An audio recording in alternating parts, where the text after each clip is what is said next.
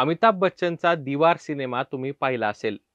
बच्चनची आई ज्या बिल्डिंगच्या बांधकामासाठी मजूर म्हणून काम करते, डोक्यावर विटा उचलते, ती इमारत 20 वर्षांनंतर अमिताभ खरेदी करतो, आईला भेट देतो। हा सीन एखाद्या नेत्याच्या आयुष्याचं वास्तव आहे। त्या नेत्याचं नाव वाल्मिक कराड। मीडिया रिपोर्ट सांगतात, कराडांची आई ज्या शेतात मजूर म्हणून जायच्या, ते शेत विकत घेऊन आईला त्याची मालकीन कराडांनी बनवलं होतं। परळी परिसरात हा किस्सा राजकीय चर्चांमध्ये वारंवार चघळला जातो। धनुभाऊंचा राईट हँड म्हणूनही वाल्मिक कराडांना ओळखलं जातं। बीड लोकसभा निवडणुकीत बूथ कॅप्चरिंग केल्याचे त्यांच्यावर आरोप झाले। अशा वाल्मिक कराडांचं पुन्हा नाव रोहित पवारांनी घेतलंय। यामुळे नव्या चर्चांना सुरुवात झाली। नमस्कार, मी Sameer More, Times of Democracy TOD मराठीमध्ये आपल्या सर्वांचं स्वागत। परळीत वाल्मिक कराडांची दहशत आहे। धनुभाऊंचं काहीच चालत नाही।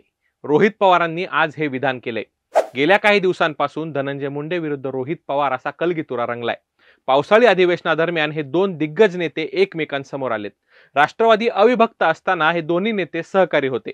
मात्र वर्षभरापूर्वी अजितदादांनी बंड केलं, राष्ट्रवादीत उभी फूट पडली, राष्ट्रवादी खुर्द आणि बुद्रुकची लढाई सुरू झाली। या दोन्ही गटातले शिलेदार एकमेकांवर तुटून पडलेत। कुरघोडीची एकही संधी सोडली जात नाहीये।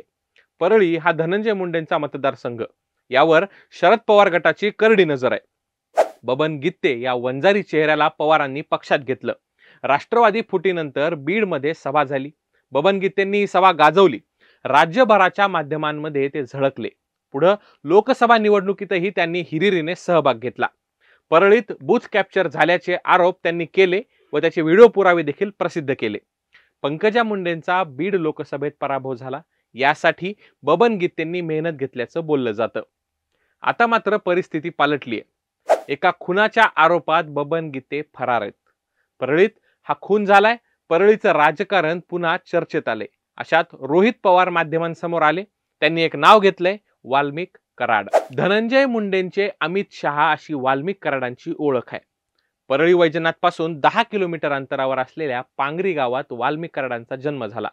वर्ष होतं 1969। वडिलांनी दुसरं लग्न केलं होतं, त्यामुळे ते मामासोबत 10 बाय 10च्या खोलीत वाढले। आईने रोजगार हमीच्या कामावर जाऊन कुटुंब चालवलं। सुरुवातीपासूनच भारतीय जनता पक्षाचं त्यांना आकर्षण होतं। सायकलला कमळाचा झेंडा लावून ते फिरायचे। 2001 मध्ये नगर परिषदेचे ते उपाध्यक्ष होते। 2009ला धनंजय मुंडेंना विधानसभेचं तिकीट नाकारण्यात आलं। यावेळी धनंजय मुंडे नाराज झाले। तेव्हापासून गोपीनाथराव मुंडे व धनंजय मुंडे यांच्यात अंतर वाढायला सुरुवात झाली। धनंजय मुंडेंसोबत वेगळं होण्याचा निर्णय काही नेत्यांना घेतला, त्यात वाल्मिक कराड हे नाव प्रामुख्याने घेतलं जातं। आता परळीच्या दहशतीशी त्यांचं नाव जोडलं जाते। रोहित पवार नेमकं काय म्हणालेत? तर रोहित पवारांनी वाल्मिक कराडांचं नाव घेत मंत्री धनंजय मुंडेंना चांगलंच घेरले। वाल्मिक कराड नावाचा त्यांचा कार्यकर्ता आहे। धनंजय मुंडे, पंकजाताई या मोठ्या नेत्या आहेत। परळीची जनता अतिशय प्रामाणिक आणि साधी आहे। मात्र वाल्मिक कराडांची गुंडागर्दी खूप मोठी आहे।